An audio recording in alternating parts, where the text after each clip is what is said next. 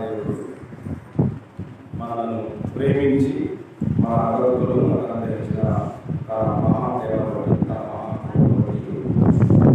తండ్రి అయినటువంటి యెహోవా దేవుడికి కుమారుడైన క్రీస్తు యేసునందు హృదయపూర్వకమైన సమర్పిస్తూ నేటి పరిశుద్ధ ఆరాధనకు చేరి కూడి వచ్చినటువంటి నా ప్రియ సహోదరి సహోదరులందరికీ కూడా మన ప్రభువును రక్షకుడైన క్రీస్తు నామంలో అందరికీ హృదయపూర్వకమైన చేసుకుంటున్నాను. పరిశుద్ధ ప్రభుత్వ ఆరాధనకు చేరి కూడినటువంటి మన అందరూ కూడా తండ్రి దేవుని పరిశుద్ధంలో కీర్తన ద్వారా వచ్చినాం. ఈ సమయంలో అందరం కలిసి భూమి మీద నరుడు జీవితంలో ఉన్న చెడుతనం అనేటువంటి ఆలోచన మానవ జీవితంలో ఉన్నటువంటి చెడుతనం అనేటువంటి మాటలు మనం ఆలోచించుకుంటున్నాం. చెడు అనేది ఏమనుకుంటున్నాం? చెడు అంటే ఒక రకంగా ఉంటుందా? ఉండదు.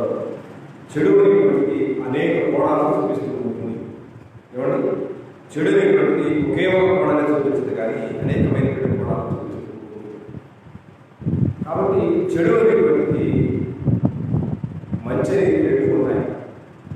కానీ ఇవాళ భూమి మీద జీవించే మనుషులు మంచి నేర్చుకుంటారా చెడు నేర్చుకుంటారా అని మనం అడిగితే మాకు మంచి అవసరమే లేదు. ఎందుకంటే చెడుకున్నటువంటి ప్రభావం, చెడుకున్నటువంటి సాఫ్ట్నెస్, చెడుకున్నటువంటి ఫాస్ట్ మంచికి ఉండదు. ఎందుకంటే వాళ్ళ అబ్బాయి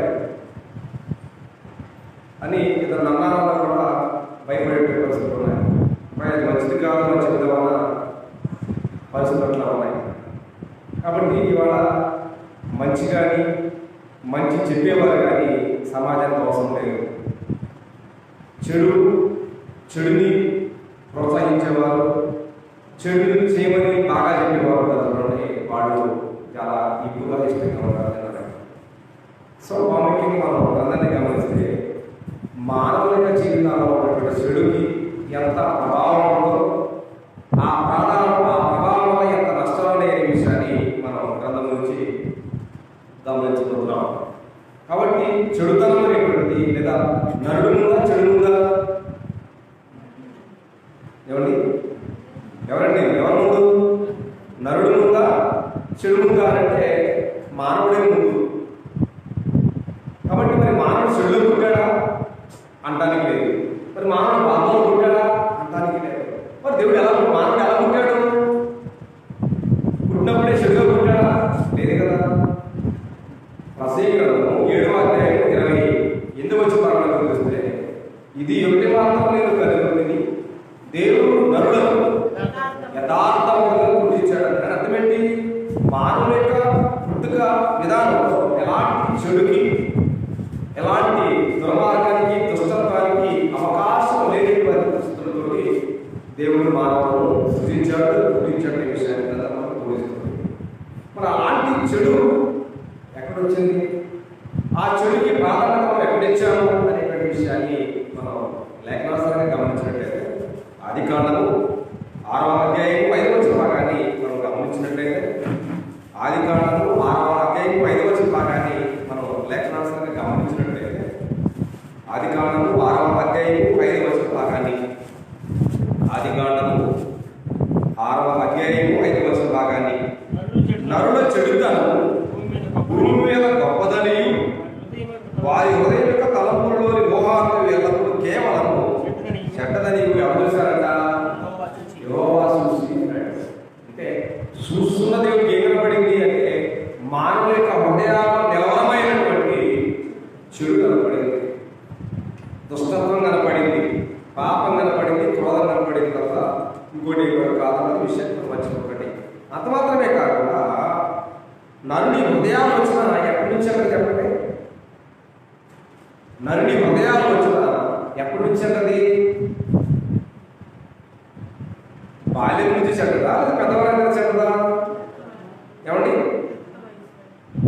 అంటే స్పష్టంగా మనం గ్రంథాన్ని గమనిస్తే కొంచెం అక్షరార్థంగా కాకుండా ఒకసారి ఆలోచించి ఒకసారి 8వ అధ్యాయం ఒకసారి 8వ అధ్యాయము 21 వచ్చిన భాగాన్ని చూస్తే, ఆదికాండం 8వ అధ్యాయం 21 వచ్చిన భాగాన్ని, అప్పుడు యెహోవా ఇంపైన సువాసన నాగ్రానించి ఇక మీదట నరులను బట్టి భూమిని మరలా శపించను. ఎందుకనగా నరుల హృదయాలోచన వారి బాల్యము నుండి చెడ్డది.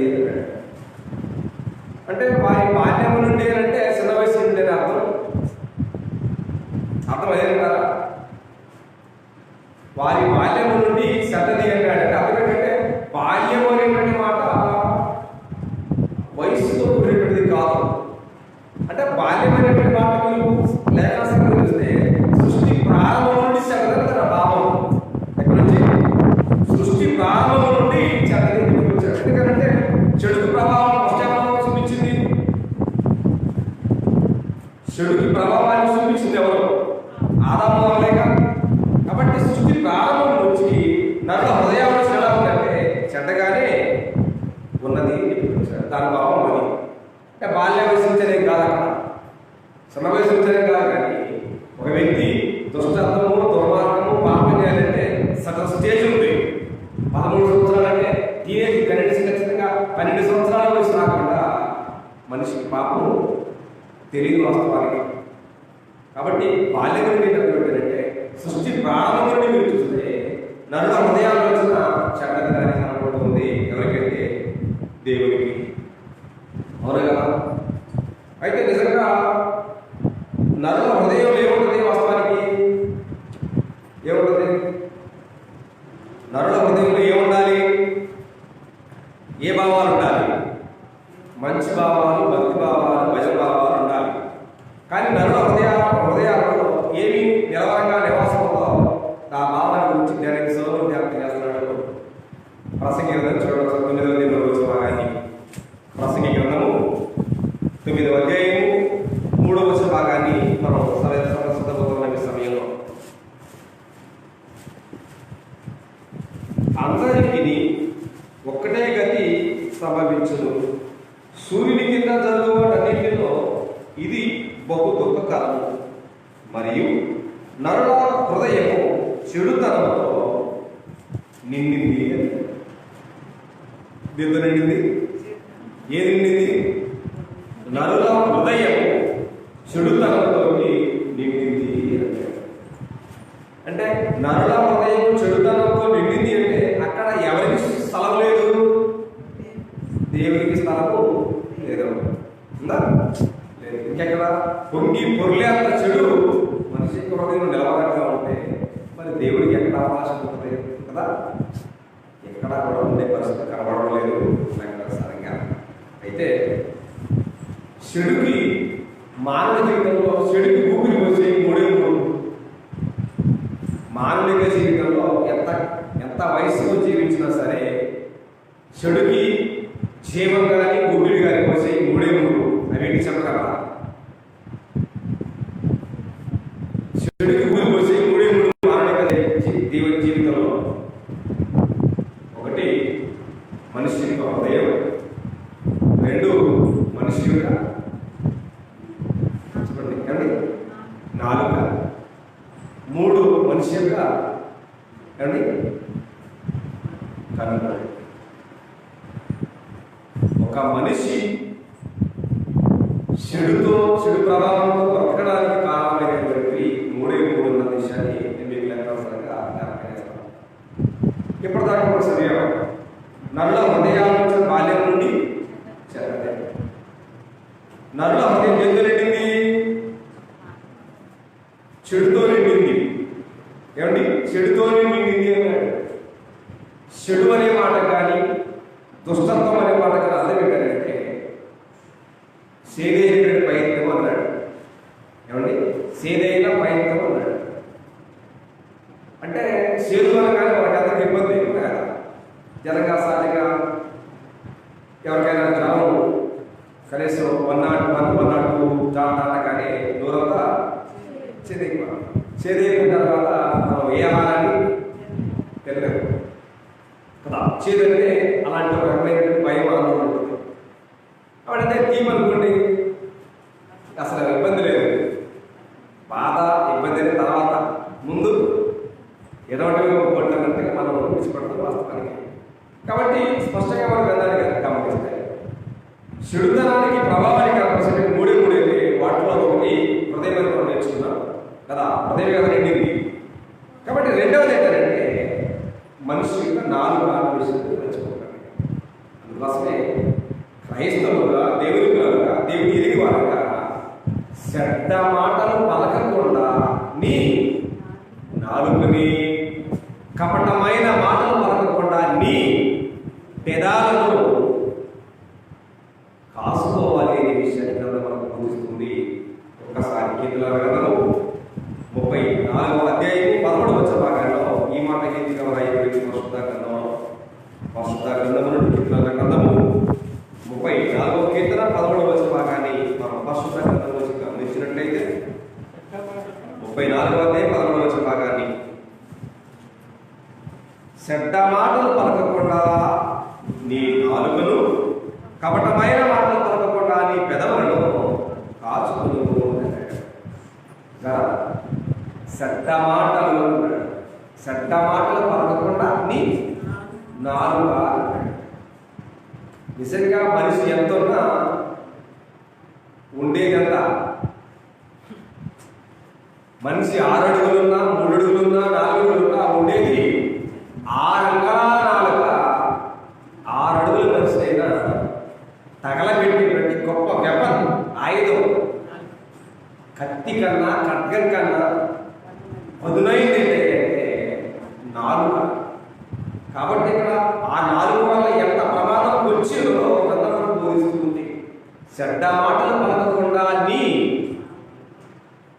నాలుకను, కపటమైన మాటలు పలకకుండా నీ పెదాలను కాసుకును అన్నాడు. నిజంగా ఒక వ్యక్తి చెడ్డ మాట మాట్లాడుతున్నాడంటే దానికి పునాది ఎక్కడ ఉందో? భూమిలో ఉందా? చెట్టు భూమి మీద పైకి ఎదుగుతుంది. చెట్టు భూమి మీద ఎదుగుతుందంటే దాని పునాది ఏముంది? భూమి లోపల ఉంది. అవి మనకు కనపడవు. భూమి మీద ఉన్నటువంటి చెట్టు పచ్చగా ఉందా, పూలున్నాయా, కాయలున్నాయా అనేది మనం చూస్తాం. కానీ అది ఎదగడానికి మూలమైనటువంటి ఆధారం వేళ్ళు, రూట్స్ అనేటువంటివి వేళ్ళు భూమిలో ఉన్నాయనే విషయాన్ని మనం ఎక్కడా ఇప్పుడు గమనించాం. చెట్టు పచ్చగా ఉందా లేదా, ఆకులు ఉన్నాయా లేదా, కాయలు ఉన్నాయా, పూలు ఉన్నాయా, పళ్ళు ఉన్నాయా మనం చూస్తాం. దాని ఎదగడానికి మూలమైనటువంటి వేళ్ళు భూమిలో ఉన్నాయనే విషయాన్ని మనం మర్చిపోవాలి. అసలు ఆలోచన చేయాలి. కాబట్టి చెడ్డ మాటలు పలికేటువంటి వ్యక్తికి వేళ్ళు ఏడున్నాయి? ఏడున్నాయి? ఆకాశం ఉన్నాయండి లేదా భూమిలో ఉన్నాయా? ఏడున్నాయి? ఆ చెడ్డ మాటలు పలకడానికి వేళ్ళు ఆధారాలు ఎక్కడున్నాయి? హృదయంలో ఉన్నాయి. కాబట్టి ఇక్కడ మనస్సులో మాట్లాడాడు, హృదయం నిండిన దానిని బట్టి నోరు మాట్లాడు అన్నారు.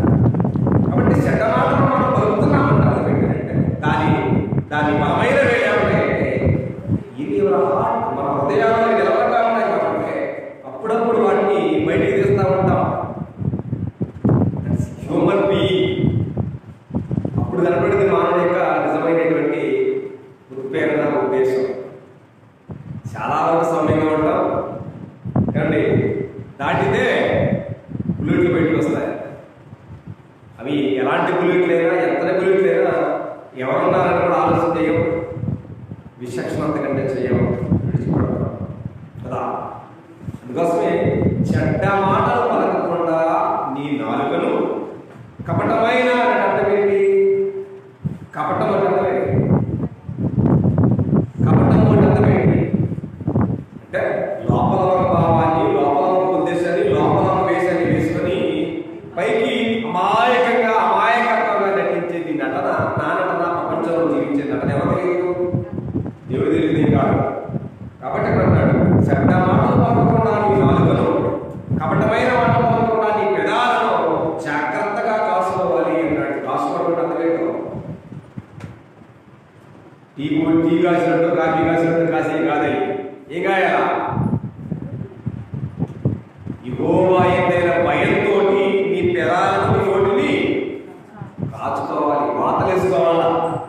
నోరు తెరవకుండా, టంగు స్లిప్ అవ్వకుండా జాగ్రత్త చేసుకోవాల్సింది మనమే. కానీ చెయ్యం. ఎంత పెద్ద గుర్రమైనా, ఎంత వడిగల గుర్రమైనా కంట్రోల్ చేసి దేంతో చేస్తారు. ఎంత వడిగల వేగంగా ఎత్తేటువంటి గుర్రాన్నైనా ఏమవుతుంది? కళ్ళమవుతుంది. కానీ ఇవాళ నోటికి కళ్ళం పెట్టుకొనక అన్నాడు.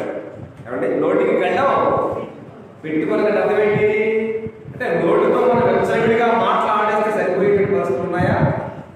లేదు. కానీ మానవుని దేహంలో చిన్న అవయవమే అన్నాడు. ఏంటిది?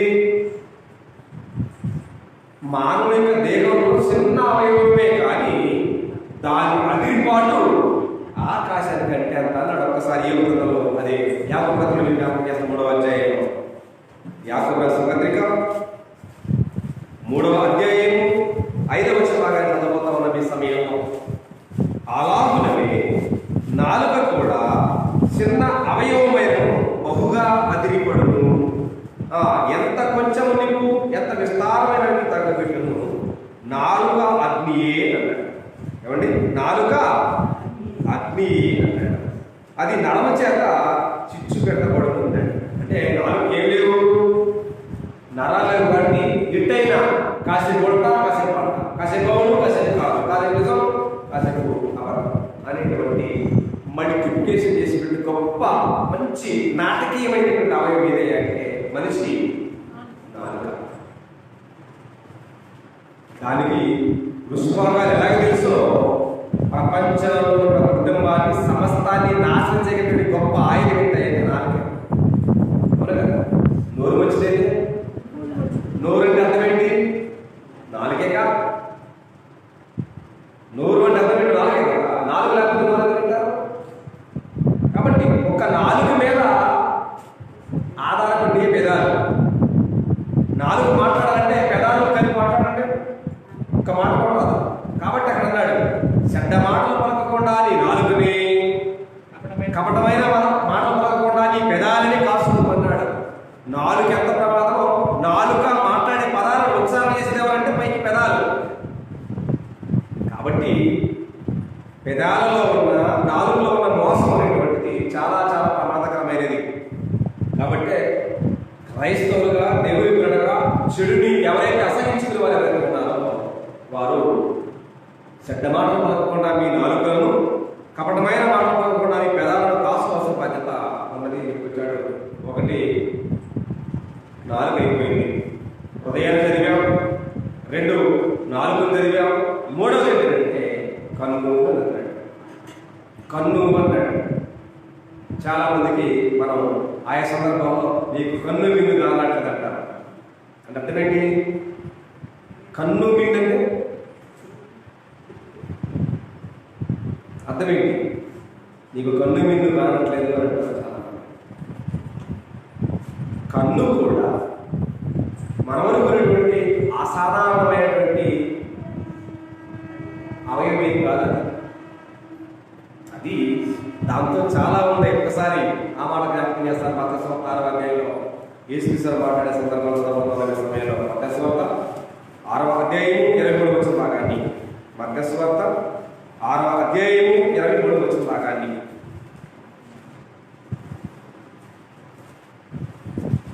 మత్తయి 6వ అధ్యాయం 23వ భాగాన్ని, 6వ అధ్యాయం 23వ, నీ కన్ను చెడినదైతే నీ దేహమంతయు శేకటమయమై ఉంటున్నాడు. నీ కన్ను చెడతామంటే అర్థం ఏంటి? కన్ను చెడుద్దా? ఎందుకు చెడుద్ది? ఎందుకు చెడుద్ది? మంచిలో ఉన్న నీవు చెడును చూడగానే ఏమవుతావు? మంచిగా ఉన్న నీవు చెడును చూడగానే ఏమవుతావు? ఆకర్షితులవుతారు, ఆకర్షింపడతారు. ఇదే నాకు దేయం అన్నట్టుగా పలకడానికి ప్రయత్నం చేస్తుంటారు.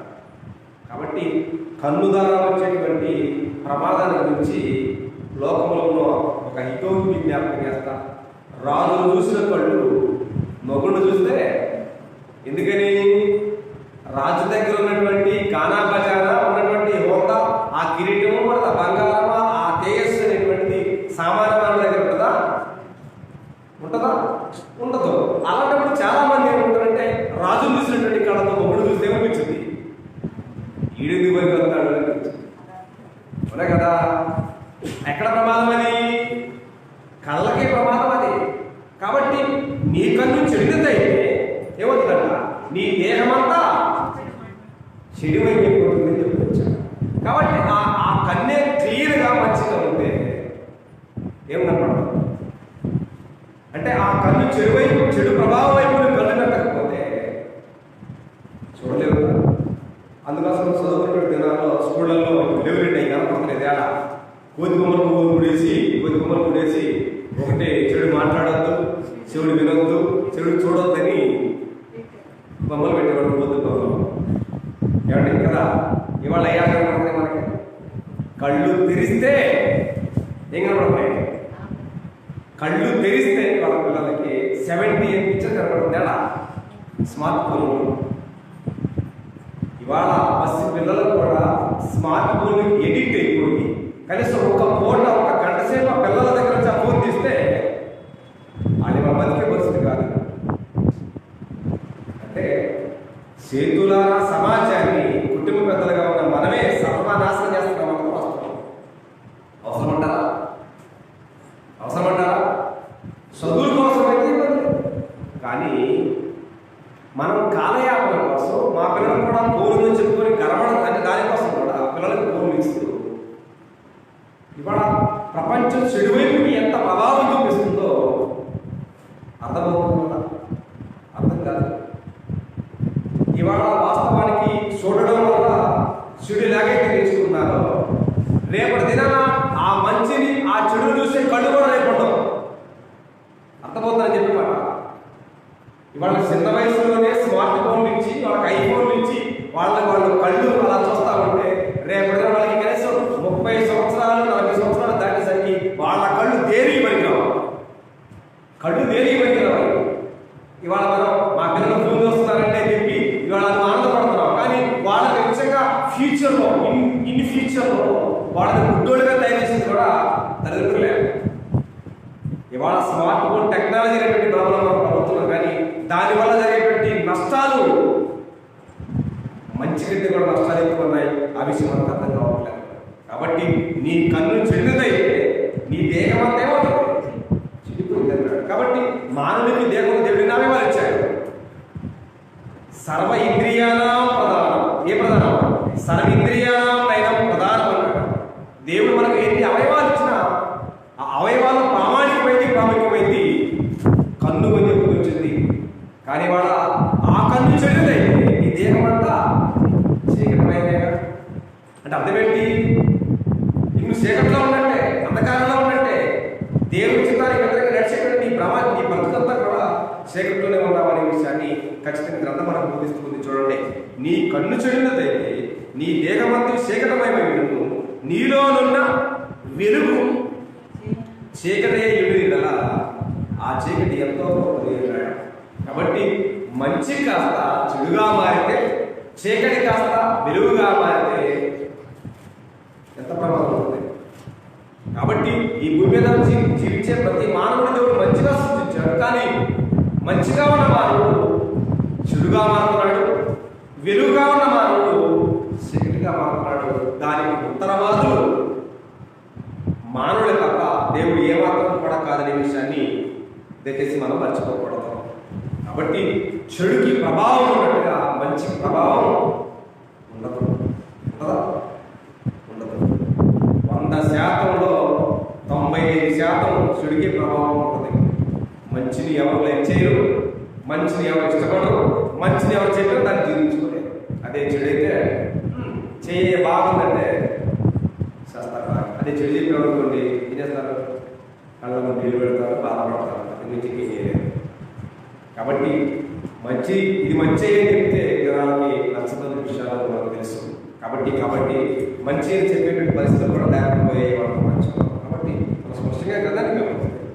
నిజంగా ఎందుకు ఈ చెడు గురించి మనం ఎంతగా మాట్లాడుతున్నామంటే ఆ చెడుని ఎవరికి ఇష్టం లేదు. ఏమండి? దుష్టత్వములకు ఆయన యొక్క లేదు, సోడు లేదంట.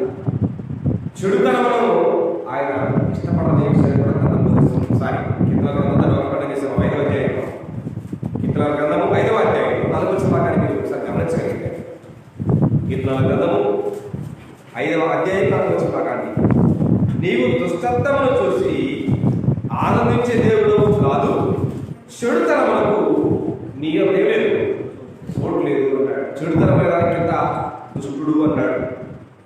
ఏమండి? దుష్టములకు అన్నాడు. చెడు అంటే అర్థం ఏంటి? దుష్టత్వం అన్నాడు. దుష్టత్వం అంటే అర్థం ఏంటంటే శరీర పైన పుస్తకాల కింద రాయబడింది. కాబట్టి ఆ దుష్టత్వాన్ని చూసి దేవుడు ఆనందించే దేవుడు కాదు ఆయన. చెడుతనానికి ఆయన చోటు లేదు. కాబట్టి యెహోవాను ప్రేమించేవారు మీరైతే, యెహోవాను ప్రేమించేవారు మనమైతే ఏం చేయాలి? లోకాన్ని ప్రేమించేవారైతే చెడుని పోగేసుకుంటారు, చెడుని హత్తుకుంటారు. కానీ యెహోవాను ప్రేమించే నీవైనా నేనైనా మనమైనా ఏం చేయాలి?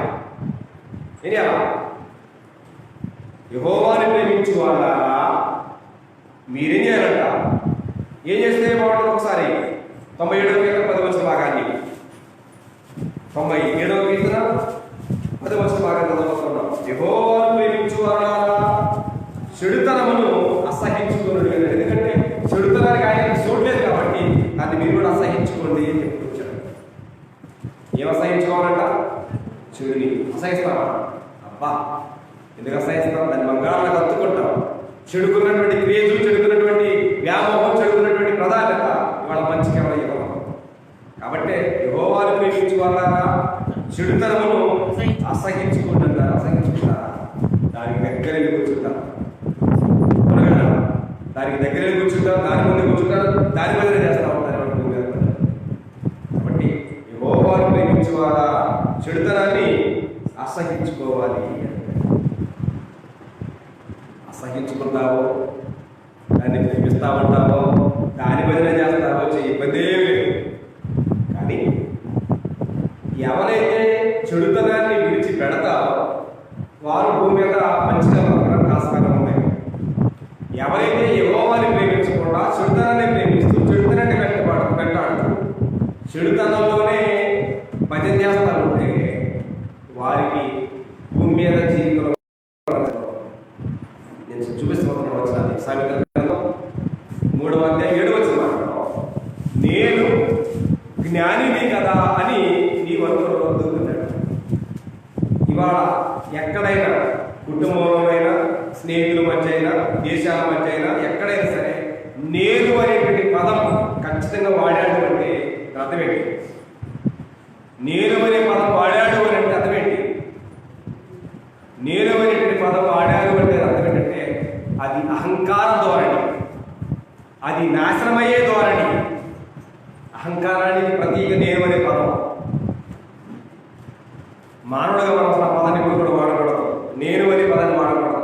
కాబట్టి చాలా మంది భార్యాభర్తలు ఉన్న నా పిల్లలు అంటారు, నా కుటుంబం అంటారు, మా కుటుంబం అంటారు. మా అనే పదం చాలా మంది ఇష్టపడరు. కాబట్టి విభజించాలనుకునే వారు, అంటే ఐక్యతను కోరుకోలేని వారే నేను అనే పదాన్ని వాడతారు. దానికి ప్రత్యేక బ్రిటిష్ పరిపాలన. కాబట్టి వాడు విభజించి పరిపాలన చేశాడు, ఎవడ కట్టాల్సిన వాడికి పెట్టి. కాబట్టి అక్కడ అన్నాడు డైరెక్షన్, నేను జ్ఞానిని కదా అని నీవు అనుకునవద్దు, యెహోవా యందు భయభక్తులు కలిగి చెడుతనమును విడిచిపెట్టుకోవాలన్నాడు. యెహోవా యందు భయభక్తులు కలిగి, యెహోవా యందు భయం లేదండి. ఏమైంది పరిస్థితి? భయం లేదు, కోడి బదల్లో గుడ్డు పెట్టాడు. కాబట్టి యెహోవా యందు భయభక్తులు లేకపోతే మనం దేనికి ఊపిరి పోస్తూ ఉంటామంటే చెడుకి ఊపిరి పోస్తూ ఉంటాం. కాబట్టి ఇక్కడ అన్నాడు, యెహోవా యందు భయభక్తులు కలిగి చెడుతనమును విడిచిపెట్టుకో ఉన్నాడు. విడిచిపెడతావో విడిచిపెట్టవో అది మీ వ్యక్తిగత నిర్ణయాలు. విడిచిపెడితే ఏంటో, విడిచిపెట్టకపోతే ఏమవుతాను చూడండి. యెహోవా యందు భయభక్తులు కలిగి నీ చెడుతనమును, 3వ అధ్యాయం 7వ భాగాన్ని, నీ చెడుతనమును విడిచిపెట్టము. విడిచిపెట్టే ఆలోచన నీకుంటే, విడిచిపెట్టే మనసు నీకుంటే అప్పుడు నీ దేహమునకు ఆరోగ్యం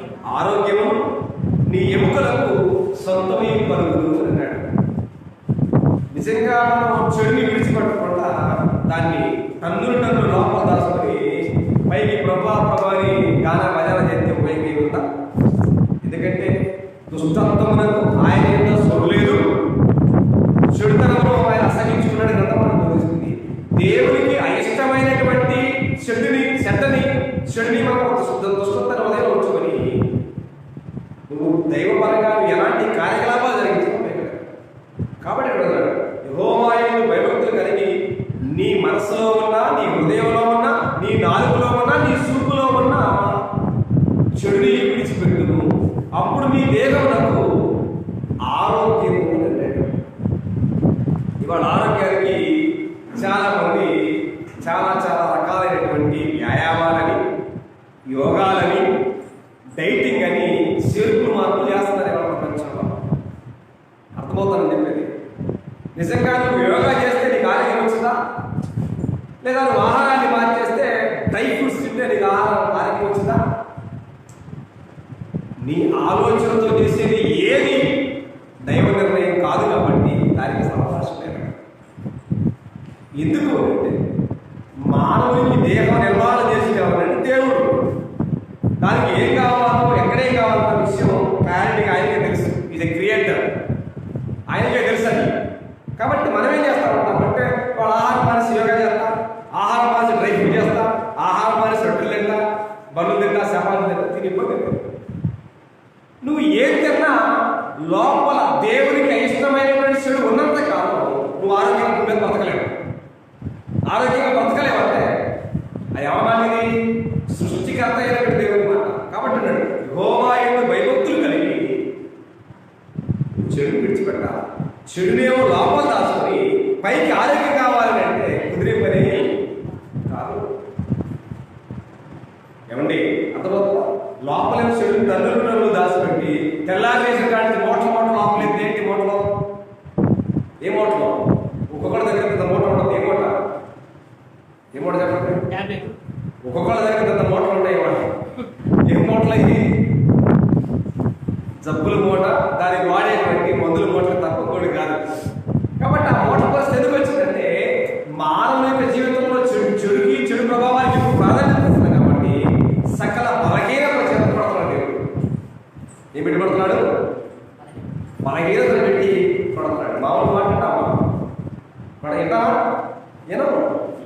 వినం కాబట్టి ఎట్టా కొట్టాలో అంటే తిట్టుబడి అంట ఒక్క కాలం సిద్ధమంటారే అట్లా ఉంది మన పరిస్థితి. ఎందుకు? ఇప్పటిదాకా మనం చెడుకి ఊపిరి పోసి చెడుకి ప్రభావం చూపిస్తూ మంచిని చంపేసి ఏదో నామకార్థంగా బ్రతుకుతున్నాం కాబట్టి సకల విధములైనటువంటి రోగాచేత మనుషులు సంతోషపడుతున్నారా? బ్రతుకుతున్నారన్న భ్రమే కానీ సుఖం ఉందా, సౌఖ్యం ఉందా జీవితానికి? లేదు. దానికి కారణం ఎవరు? దానికి కారణం దేవుడని బుద్ధిహీనంగా మాట్లాడద్దు. దానికి కారణం మీరే. మీ దుర్మార్గం, మీ దుష్టత్వం, మీ కుళ్ళు, మీ అసూయ, మీ ఈర్ష్య, మీ కుక్ష, వీటి వల్లే ఏం చేసుకోవాల్సి వచ్చింది? మీరు పోగేసుకున్న వాటి ప్రతిఫలమే ఇవన్నీ. కాబట్టి దేవుడు మాట్లాడుతున్నాడు కదా, యెహోవా యందు భయభక్తులు కలిగి నీ చెడుతనాన్ని విడిచిపెడితే నీ దేహానికి ఆరోగ్యం ఇచ్చేవారు ఎవరైనా? డాక్టర్ కాదు, ప్రొఫెసర్లు కాదు. నీ దేహానికి ఆరోగ్యం ఇచ్చేవాడు ఆయనే. నీ ఎముకలకు సర్దించేవాడు ఆయనే చెప్పుకొచ్చాడు. కానీ ఇవాళ మనకు ఉండాలి లేదు. కనీసం పట్టుమని 10 గజాలు నడవలేము. నడవగలమంటారా? నడవలేము. 10 పర్లగులు నడవగలమా? నడవలేము. ప్రపంచంలో ఎప్పుడైతే చెడు అనేది బాగా విస్తృతమైందో అలాగే రోగాలు వచ్చింది జనాలకు. వెనకటి రోజుల్లో వేల మైళ్ళు నడిచేవాళ్ళు. వాళ్ళకి ఏనాడు షుగర్ తెలియదు, బీపీ తెలియదు, క్యాన్సర్ తెలియదు.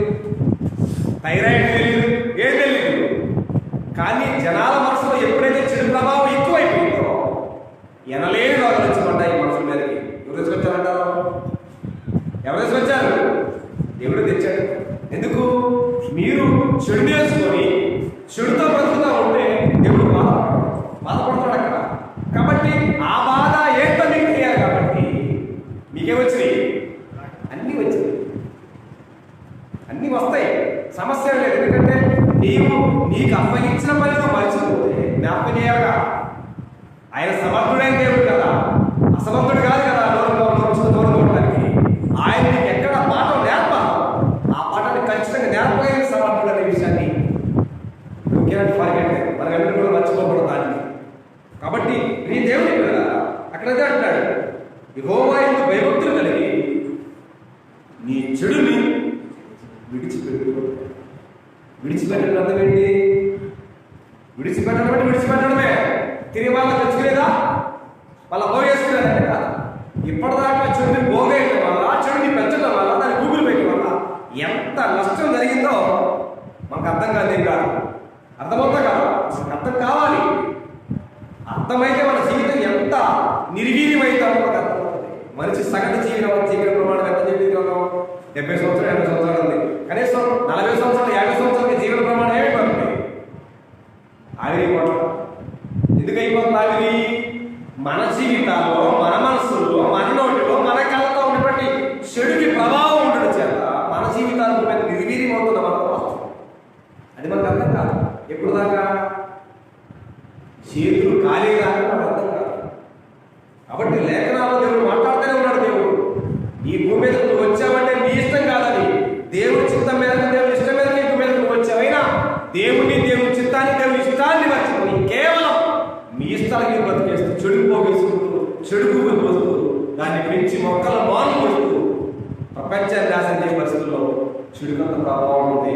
లేకపోతే విరుద్ధంగా. కాబట్టి అక్కడ ఉన్నాడు, చెడుతనాన్ని మానుకోకపోతే దేవుడు ఎవరిని వదిలిపెడతాడా? ఎవరిని వదిలిపెట్టాడు. ఒకసారి ఇర్మియా గ్రంథం 18వ అధ్యాయం వచ్చిన ఏ మాట రాయబడింది?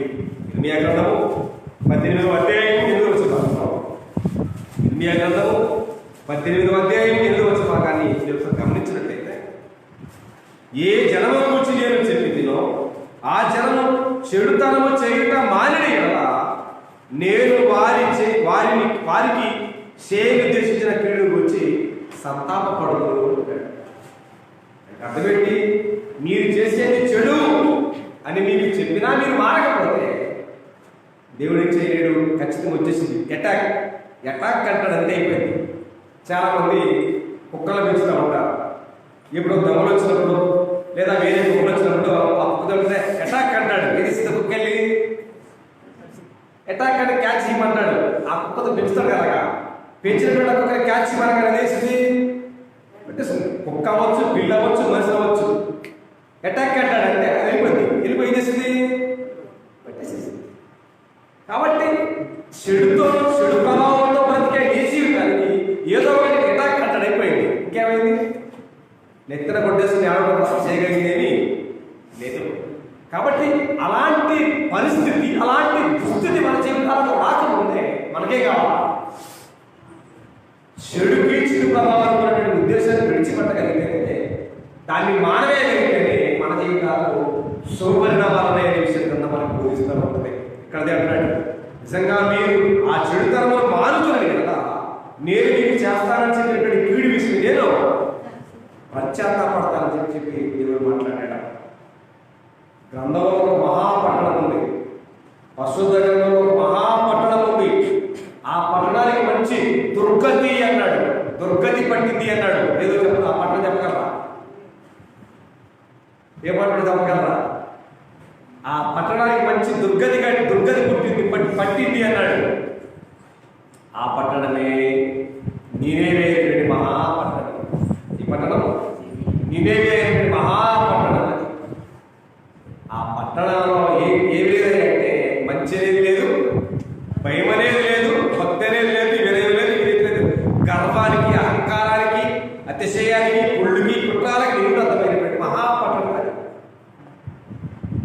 ఆ పట్టణానికి దుర్గతి కలిగింది. ఇదేలా దేవుడు ఎప్పుడు కూడా హెచ్చరించకుండా దేవుడు ఎక్కడ ఏ పని చేయడం, అది పెట్టి చెప్పకుండా పనేమి చేయడం. ఇక్కడ మనం మీ చెడుతనాన్ని మానుకుంటే మిమ్మల్ని నేను కాపాడతానని చెప్పినట్టు దాంట్లోనే ఆ పట్టణానికి, ఆ పట్టణాన్ని ప్రేమించిన దేవుడు, ఆ పట్టణాన్ని రక్షించాలని గొప్ప ఉద్దేశం కలిగినటువంటి దేవుడు ఆ పని ఎవరు నిర్వహించాడు? ఆ పని కోసం ఒక ప్రవక్త దేవుడు నియమించాడు. Quiz profit in the Bible. ఎవరా ప్రవక్త? నినేవే పట్టణానికి స్వార్థ ప్రకటించడానికి ఒక ప్రవక్తను దేవుడు ఏర్పాటు చేసుకున్నాడు. Who is the profit in the Bible? ఎవరా ప్రవక్త? ఎవరా ప్రవక్త?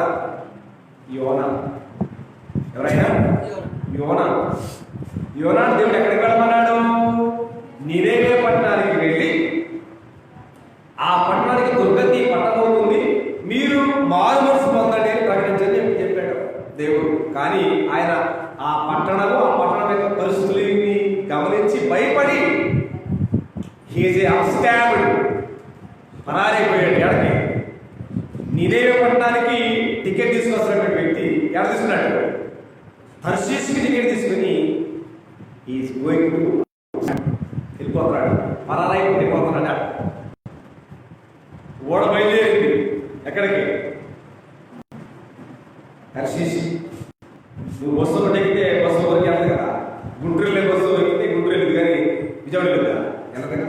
వెళ్ళేటప్పుడే సరిగ్గా మనం ఎంపిక చేసుకోవాలి. కాబట్టి ఎవరైనా బయలుదేరాడు, టికెట్ తీసుకున్నాడు, బయలుదేరాడు. ఇటు వెళ్తున్నది తర్షీష్ వెళ్తుంది, వెళ్ళట్లా. కాబట్టి పరిస్థితులు తారుమారాయి. నిద్రపోతున్నాం ప్రశాంతంగా. ఎందుకు? నాకు ఇబ్బంది లేదుగా, నేను ఓడలో ఉన్నాను, ఓడ ప్రశాంతంగా నిద్రపోతున్నాను.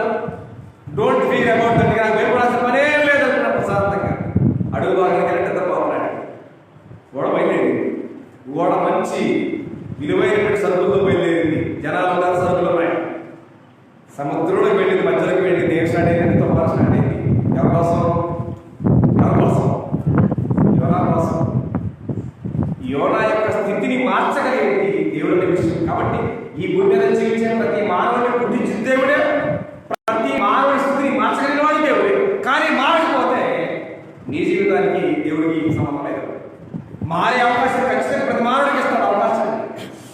అలాగే యోనా తప్పు చేశాడు, పారిపోవడం సిద్ధంగా పోతున్నాడు. అంత అయిపోయింది, ఆ ఓడం తల్లడి అయిపోయింది. వాళ్ళు సస్తావా బతుకుతావా బట్టి అయోమయోలో ఉండి ఈడో చూసి నిద్రపోతున్నాడు. అప్పుడు వాడు వచ్చామని తెలిసింది. పోయి నిద్రపోతూ అని అన్నారు. పోయి నిద్రపోతూ అసలు నువ్వు ఎవరివి అని అడిగినప్పుడు ఆయన చెప్పాడు ఏమని?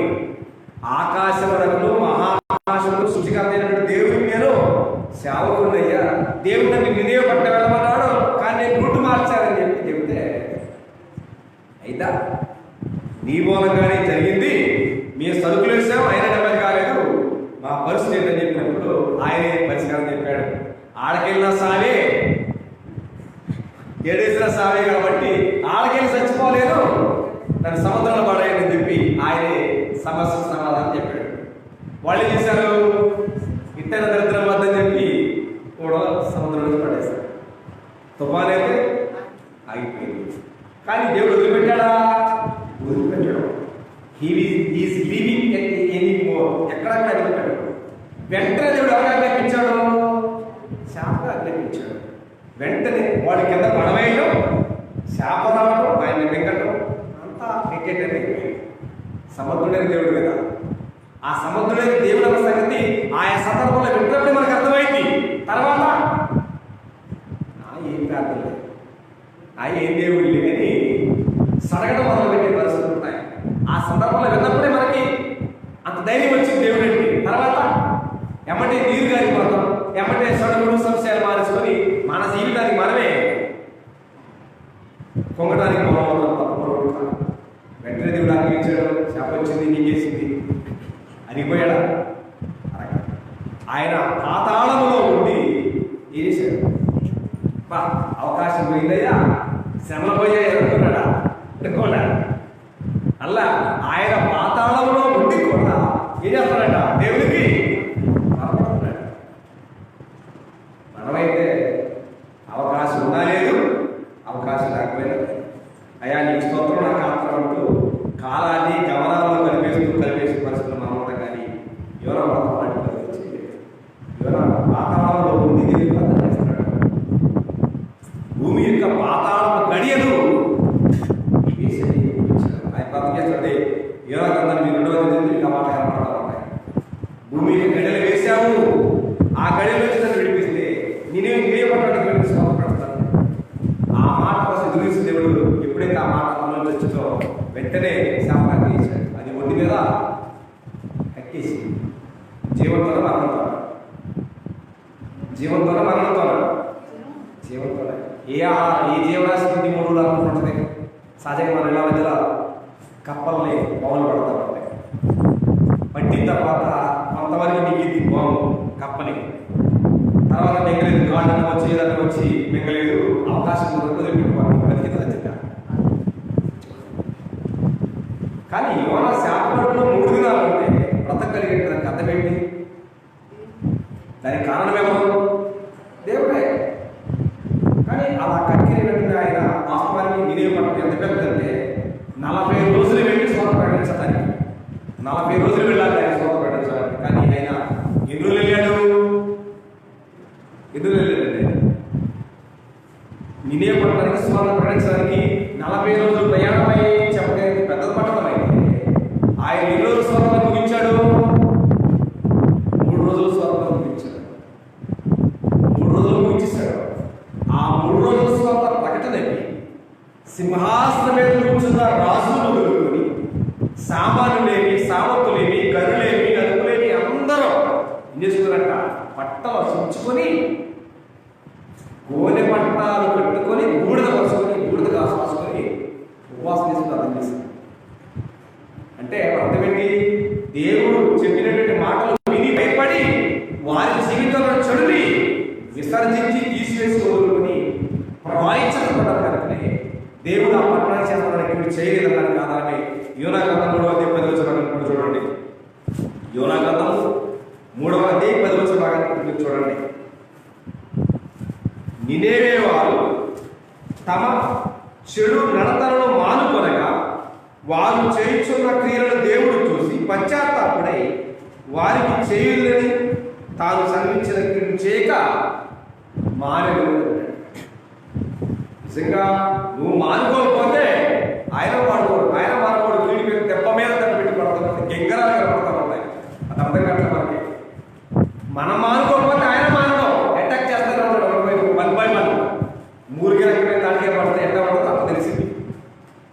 మన జీవితంలో చెడుని వదిలిపెట్టకపోతే, దుర్మార్గాన్ని వదిలిపెట్టకపోతే, సాతాన్ని తొలగించలేకపోతే, విడిచిపెట్టకపోతే మన జీవితానికి పట్టినటువంటి దుర్గతి వర్ణింపలేనటువంటి. కాబట్టి నీవే పట్టణం విడిచారు కాబట్టి వారికి దేవుడు చేస్తున్నటువంటి కీడుని మర్చిపోయి వారికి మేలు చేసేది తప్ప కీడు చేయలేదు దేవుడికి ఉండాలి. కాబట్టి నేడున్నటువంటి క్రైస్తవ ప్రపంచం అంతా నిజంగా దేవుడి దగ్గర రావడానికి కారణం ఏంటి? ఎందుకని? నిజంగా నేడున్నటువంటి క్రైస్తవ ప్రపంచం అంతా సరిగ్గా దేవుడు ఎరలేక, లోబడలేక, గమనించలేకపోతే నిజంగా దేవుడిని అడ్డు పెట్టుకుని జీవిస్తున్న క్రైస్తవ భక్తులు కోట్ల మంది ఉన్నారు. కోట్ల మంది ఉన్నారు. ఆ కోట్ల మంది ప్రజలు వెలుగయ్యున్న దేవుడి దగ్గరికి వస్తే వాళ్ళ అవతారం ఏమైంది? వాళ్ళ చెడుతో బతుకుతున్న, దుష్టంతో బతుకుతున్నటువంటి ప్రపంచ నామకాంతమిక క్రైస్తవ బతుకులు మొత్తం వాక్యమైన వెలుగు దగ్గరికి వస్తే ఏమవుతుంది? వెలుగులో ఉన్న మనకి వాళ్ళ అవతారాలన్నీ కనపడక సహజంగా మనం ఎవరైనా ఇంటికి వచ్చి అంటే మనం తలుపు అంటే లైట్లు కొట్టేసిన తర్వాత ఎవరు గేటు కొడుతున్నారు అనుకోండి, ముందు అసలు ఎవరు అడుగుతారా? ఏం అవుతారు? ముందు ఆడెవడు వచ్చాడు, వాడు అవతారం లైట్ వేస్తాం. లైట్ వేసిన తర్వాత ఆయన ఎవరు చేసిన తర్వాత ఆయన వచ్చిన మాట్లాడుతాం. కాబట్టి నేడున్నటువంటి క్రైస్తవ ప్రపంచం అంతా వెలుగులో రావడానికి ఇష్టపడలేదు. ఎందుకు రావడానికి ఇష్టపడలేదు? వారి జీవితాల్లో వెలుగు కన్నా చీకటికి, మంచి కన్నా చెడ్డకి ప్రయారిటీ రాలేకపోతున్నారనే విషయాన్ని యేసు స్పష్టంగా మాట్లాడడం. ఒకసారి యోహాను సువార్త 3వ అధ్యాయము 19 వచనంలో ఆ మాట రాయబడింది. యోహాను సువార్త 3వ అధ్యాయము 19 వచనాలు.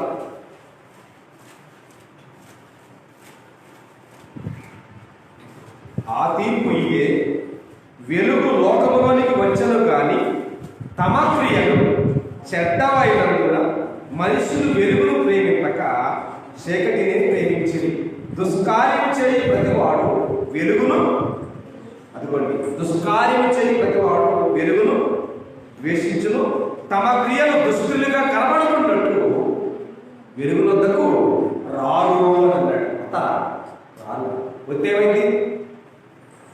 వాళ్ళు చేసేటువంటి దుర్మార్గం దుష్టత్వం అంతా కూడా ఆ వెలుగు స్కామ్ చేసింది కాబట్టి బయటకు వస్తాయి కాబట్టి రుజువులు వాళ్ళు రారు. రాకపోతే నష్టం నీకే, రాకపోతే నాకే, రాకపోతే మనకే. ఆ నష్టమైన ఎదుర్కోవడం సిద్ధంగా ఉన్నారు కానీ దేవుని దగ్గరకు వచ్చి మన జీవితాన్ని మార్చుకునే పరిస్థితుల్లో నేను క్రైస్తవం కొంచెం లేదన్నది మనం గమనించాలి. కాబట్టి లేఖనాశ్రయ గ్రంథాన్ని గమనిస్తే చెడు అనేటువంటి దానికి దేవుడు ఎక్కడ నచ్చని పరిస్థితి నచ్చదు. కాబట్టి మన ప్రజలందరూ కూడా వెలుగులోకి రావడం ఇష్టపడేది ఏంటంటే వెలుగులోకి వస్తే అన్ని వాళ్ళ నిజ అవతారాలన్నీ కనబడతాయి. కాబట్టి ప్రపంచం అంత చెడుకి ప్రాధాన్యత ఇస్తూ చీకట్లో ఉంటుంది కానీ వెలుగులోకి రావడం కాస్త నిజంగా మనం వలసవారిగా ఒకనప్పుడు మన చీకటి ఇప్పుడు వెలుగై ఉన్నాము అంటే మనం క్రీస్తుని భక్తులు పొందుతుంది. మనం ఏమై ఉండాలా? సగదాన్ని అసహించాలా, సగదాన్ని ప్రేమించాలా? ఏం చేయాలా? అక్కడ అన్నాడు యెహోవాను ప్రేమించువారా మీరు చెడుతనం అసహించదని కేవలం 97 క్రీస్తు యేసుకి భక్త సంబంధులు మనము చెడుని ప్రేమించాలా, ద్వేషించాలా? దేనితోటి మన సహవాసం చేయాలా? దేనికి దగ్గరగా మనం ఉండాలి? పౌలు చెప్తున్నాడు చూడ ఒకసారి రోమిలకు రాసిన పత్రిక 12వ అధ్యాయం వచ్చిన భాగంలో రోమిలకు రాసిన పత్రిక 12వ అధ్యాయం 9వ వచ్చిన భాగాన్ని రోమిలకు రాసిన పత్రిక 12వ అధ్యాయం 9వ వచ్చిన భాగాన్ని రోమిలకు రాసిన పత్రిక 12వ అధ్యాయం 9వ వచ్చిన భాగంలో అపోస్తలుడితో రోమాలో ఉన్నటువంటి క్రీస్తు సంఘంతో మాట్లాడుతున్న మాటది చూడండి. సహోదరులారా మీ ప్రేమ నిష్కపటమైనది ఉండగలుగుతాడు. ఏ ప్రేమ? మీ ప్రేమ అంటే క్రీస్తు యేసు కలిగినటువంటి మీ ప్రేమ నిష్కపటమైనది. నిష్కపటమైనటువంటి దానికి ఒక జీవరాశి పేరు చెప్పగలమా? నిష్కపటానికి నిరుండర్థం ఎవరు? నిష్కపటానికి నిరుండర్థం ఎవరండి? పావులు. యేసు క్రీస్తు వారు కూడా 12 మంది అపోస్తలులు లోకంలో పంపించేటప్పుడు అదే మాట్లాడారు. మీరు పాముల వలె వివేకంగా, పాముల వలె నిష్కపటంగా ఉండాలి. అంటే నిష్కపటం అనేటువంటి మాట ఈ లోకంలో ఎన్ని కేజీలతో ఎంత ఎత్తుగా ఎదిగిన ఏ మానవుడైనా నిష్కపటం అనేటువంటి విషయంలో ఎవరు చూడాలా? పావులని చూడాలా? అర్థమవుతుందా? ఎన్ని తండ్రులతో పెంచిన మన దేవుడు ఎంత మానవుడు అయినా జ్ఞానం అనే విషయాన్ని ఎవరు చూడాలా? జ్ఞానం అనేటువంటి విషయాన్ని ఎవరు చూడాలా? జ్ఞానం అనేటువంటి విషయానికి వస్తే మనిషి దాన్ని చూసి జ్ఞానం నేర్చుకోవాలా? దేని చూసి? సేవను చూసి జ్ఞానం నేర్చుకోవాలా?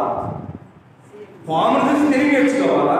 పావులను చూసి నిష్కపటం నేర్చుకోవాల్సినటువంటి క్రైస్తవ్యం వాటికంటే కూడా దిగజారిన జీవితాల వల్ల క్రైస్తవ జీవితాల వల్ల ఎంత వాస్తవం. కాబట్టి మాట్లాడాలి సహోదర ప్రేమ మీ ప్రేమ నిష్కపటమైనది. చెడ్డదాన్ని నసహించుకొని మంచి దాన్ని హత్తుకొని ఉండవలను అన్నాడు. కానీ మనం చెడుని ప్రేమించినంతగా, చెడుని కౌగిలించినంతగా, చెడుతో సహవాసం చేసినంతగా మంచికి మన దగ్గర స్థలమే లేదన్న వాస్తవం ఉందా? 100% ఉంటే 99% చెడు ఉంటే ఇది చూపించడానికి 1% మంచి. మేము కూడా మంచి అంటే నువ్వు మంచో కాదని దేవుడికి ఎక్కడ తెలుస్తుంది? ఎక్కడ తెలుస్తుంది? నీ మాటలో తెలుస్తుంది, నీ చూపులో తెలుస్తుంది, నీ హృదయంలో తెలుస్తుంది. నువ్వు ఎంతవరకు మంచి అంటే దేవుడికి తెలియదు కాదు. కాబట్టి దేవుడు హృదయాంతరంగా వలన ఎరిగినవాడు, పరిశీలించేవాడు, పరిశోధించేవాడు ఆయన కాబట్టి ఆయనకన్నీ తెలుసు. కాబట్టి క్రైస్తవుగా దేవుడి కనుక మనం ఏం చేయాలంటే ఏంటంట చెడ్డదానిని అసహించుకునేటువంటి వారంగా మనం భూమి మీద బ్రతకాలని కోరుకుంటాడు.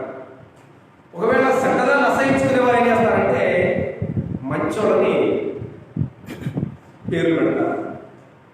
చెడుకి మంచికి పొత్తుందా?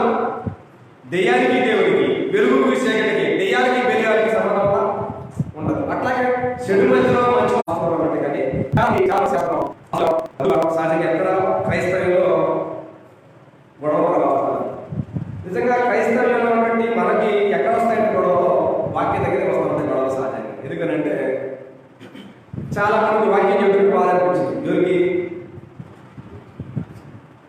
చాలా మందికి వాక్యం పెట్టినప్పుడు బాధ అనిపించింది. బాధ అనిపించింది అర్థం ఏంటి? మన దగ్గర ఏముందని బాధ ఎందుకు అనిపించింది? బాధ అనిపించింది అంటే అర్థం ఏంటి? మన దగ్గర ఏదో ఒక రకమైన బలహీనత మన దగ్గర ఉంది. కాబట్టి అదేమైంది? అక్కడ టచ్ అయినప్పుడు ఏమైతుంది? పెయిన్, ఖచ్చితంగా బాధ వచ్చేస్తుంది. కాబట్టి ఆ బాధలో వాళ్ళు ఏమనుకుంటారంటే ఏముందని ఏంది మాయ మాటలు చెప్పేవాడు, వెన్న పూసేవాడు అవసరం, కానీ ఒరిజినల్గా నీ జీవితాన్ని నీ బ్రతుకుని మార్చుకో ఖచ్చితంగా చెప్పేవాడు ప్రపంచానికి అవసరం లేదు. మీరు కొట్టేస్తారని చెప్పి వచ్చారు. మతస్వామి చూడండి, ఇంకా మనం జ్ఞాపకం చేస్తాను. లోకస్వామి 6:22 వచ్చిన భాగంలో, మతస్వార్త 6:22 వచ్చిన భాగంలో, మతస్వార్త 6:22 వచ్చిన భాగంలో ఈ మాట ప్రభువారి మాట్లాడుతున్న సందర్భాన్ని లోకస్వార్త 6:22 వచ్చిన భాగాన్ని 6:22 లోకస్వార్త 6:22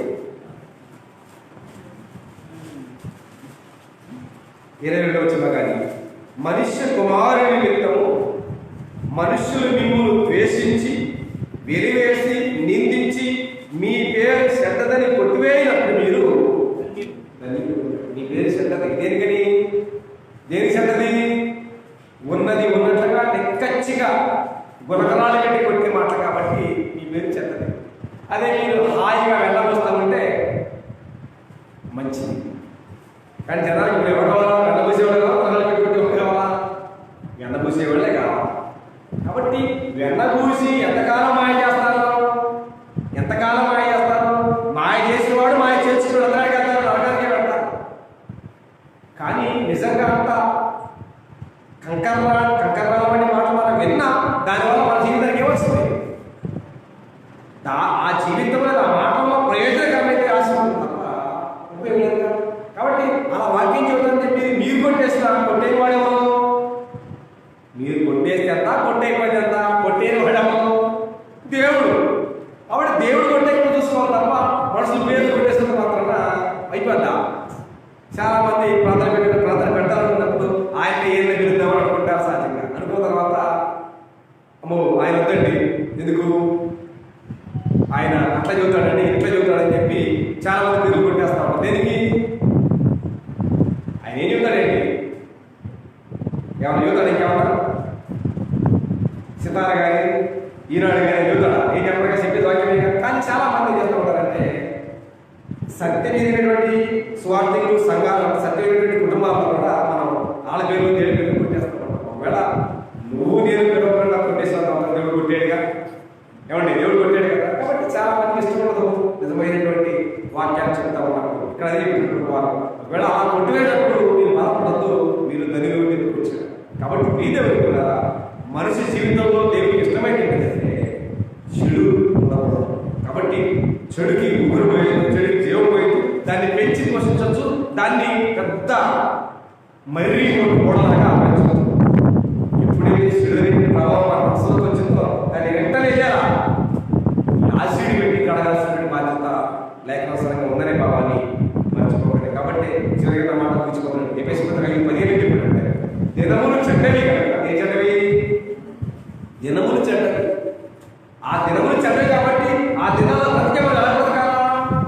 మంచిగా, నీరుకరంగా, శ్రేయస్కరంగా, దేవుడికి మహిమకరంగా, యెహోవాను ప్రేమించేవారుగా, యెహోవాను ప్రేమించేటువంటి వారుగా మనం ప్రేమించి బతకాలి తప్ప దేవుడిని, దేవుడి చిత్తాన్ని, దేవుడి రాజ్యాన్ని, సంఘాన్ని పెట్టి లోకంలో దుర్మార్గ బతకాలని చెప్పి చెప్పలేదు. కాబట్టి అన్నాడు దినములు చెడ్డవి కనుక సమయమును కోరిక సద్వినియోగం చేసుకోవచ్చు. అజ్ఞానుల వలె కాదు, అజ్ఞానుల వలె కాక జ్ఞానుల వలె నడుస్తున్నట్లు జాగ్రత్త పడాలి. అవును కదా? జాగ్రత్త పడాలి. దేని విషయంలో? దినములు చెడ్డవి. మానవ జీవితంలో చెడు ప్రభావం ఉంటుంది.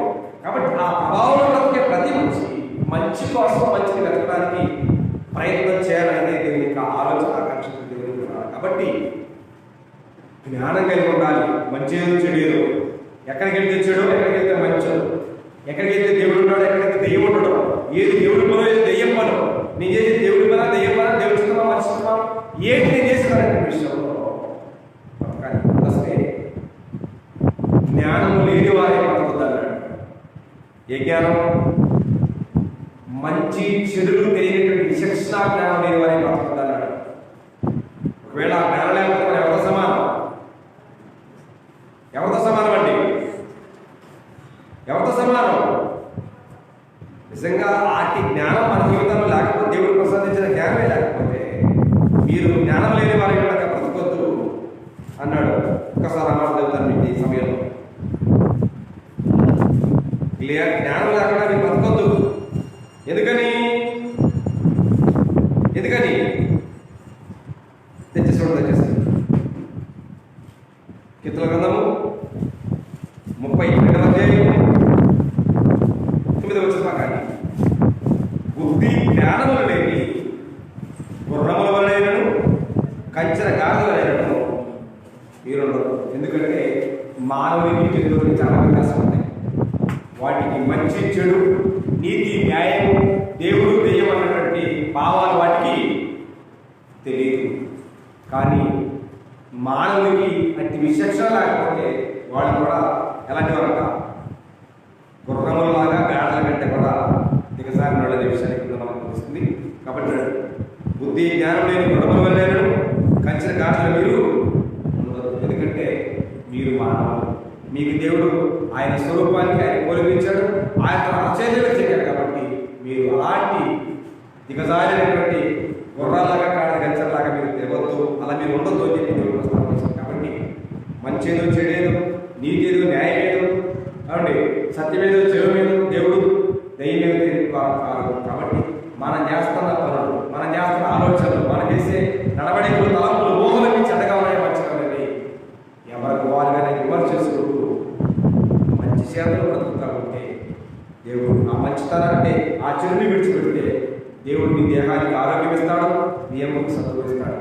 లేదంటే మాకు మంచి ఏ కోసిన అవసరం లేదంటే చెడుని బ్రతకండి, భూమి మీద బ్రతికినంత కాలం రోగాలతోనే బ్రతకండి, చేయాల్సిన అవసరం. కాబట్టి మంచిగా బ్రతుకుతారు, చెడుగా బ్రతుకుతారు, చెడు విడిచిపెడతారు, మంచి విడిచిపెడతారు, ఏ రకంగా బ్రతకాలనుకుంటారో అవకాశం దేవుడు ఇచ్చాడు. ఇక్కడ ఉన్నాయి, ఇక్కడ మనమే రాజులు ఆడకెళ్ళాక తిరుగుతాడు మన రంగులెంపి. కాబట్టి ప్రతి వాడు చెప్పాలి. కాబట్టి చెడుగా బ్రతుకుతున్నాము, మంచిగా బ్రతుకుతున్నాము, మన బ్రతుకు, మన జీవన శైలి, మన మాట, మన నడక, మన చూపు మంచిగా ఉన్న చెడుగా ఉన్న కావాల్సిన ఇద్దరికి హెచ్చరిస్తూ ఈ అవకాశాన్ని